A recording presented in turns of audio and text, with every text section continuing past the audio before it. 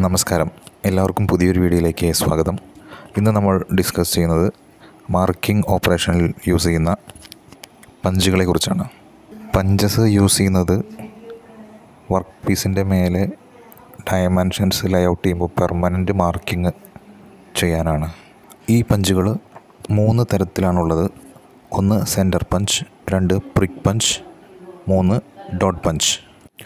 ഈ പഞ്ചുകൾ നിർമ്മിക്കുന്നത് high carbon steel ഉപയോഗിച്ചാണ്. സെൻറ്റർ പഞ്ചിൻ്റെ പോയിൻ്റ് ആംഗിൾ എന്ന് പറയുന്നത് 90 ഡിഗ്രിയാണ്. ഇവിടെ പിക്ചറിൽ കാണിച്ചിരിക്കുന്ന പോലെ പ്രത്യേകം ശ്രദ്ധിക്കുക, ഇത് ചോദിക്കുന്നൊരു സ്ഥിരം ക്വസ്റ്റ്യനാണ്. സെൻറ്റർ പഞ്ച് ഉപയോഗിച്ച് നമ്മൾ മാർക്ക് ചെയ്യുമ്പോൾ അത് കൂടുതൽ ആഴത്തിലല്ലാതെ കുറച്ച് വൈഡായിട്ടുള്ള മാർക്കിംഗ് ആണ് നമുക്ക് കിട്ടുന്നത്. അതുകൊണ്ട് തന്നെ ഇത് ഹോൾസ് ലൊക്കേറ്റ് ചെയ്യുന്നതിനാണ് യൂസ് ചെയ്യുന്നത്.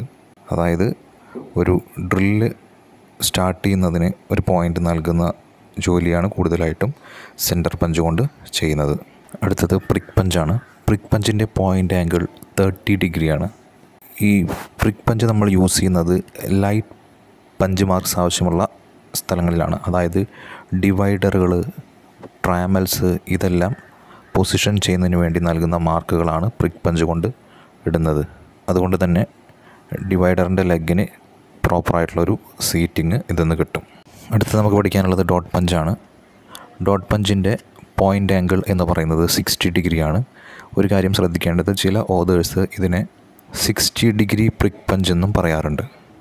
ഓക്കെ, ഈ പഞ്ചുകൾ നമ്മൾ യൂസ് ചെയ്യുന്നത് സ്മോൾ ഡോട്ടുകൾ സ്ക്രൈബ്ഡ് ലൈൻസിൻ്റെ മേലെ നൽകുന്നതിന് വേണ്ടിയിട്ടാണ്. അതായത് ഒരു പെർമനൻറ്റ് മാർക്കിംഗ് നമുക്ക് വരച്ച ലൈനിൻ്റെ മേലെ കിട്ടുന്നതിന് വേണ്ടിയിട്ടാണ് ഇത് നൽകുന്നത്. ഇതിനെയാണ് വിറ്റ്നസ് മാർക്സ് എന്ന് പറയുന്നത്. അപ്പോൾ ഡോട്ട് പഞ്ചിൻ്റെ ഉപയോഗം വിറ്റ്നസ് മാർക്കുകൾ നൽകുന്നതിന് വേണ്ടിയാണ്.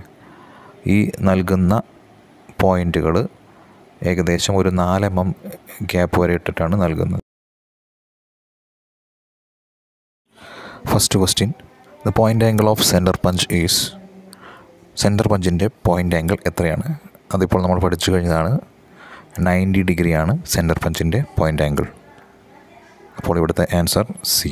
ഇതുപോലെ ഓരോ ടൈപ്പ് പഞ്ചിൻ്റെയും ആംഗിൾ, ഓരോ പഞ്ചിൻ്റെയും യൂസ് എന്താണ്, പഞ്ച് നിർമ്മിച്ചിരിക്കുന്നത് എന്തുകൊണ്ടാണ് എന്നുള്ള ചോദ്യങ്ങളാണ് സാധാരണയായിട്ട് ഈ പഞ്ചസ് എന്ന ഭാഗത്ത് നിന്ന് ചോദിക്കാറുള്ളത്.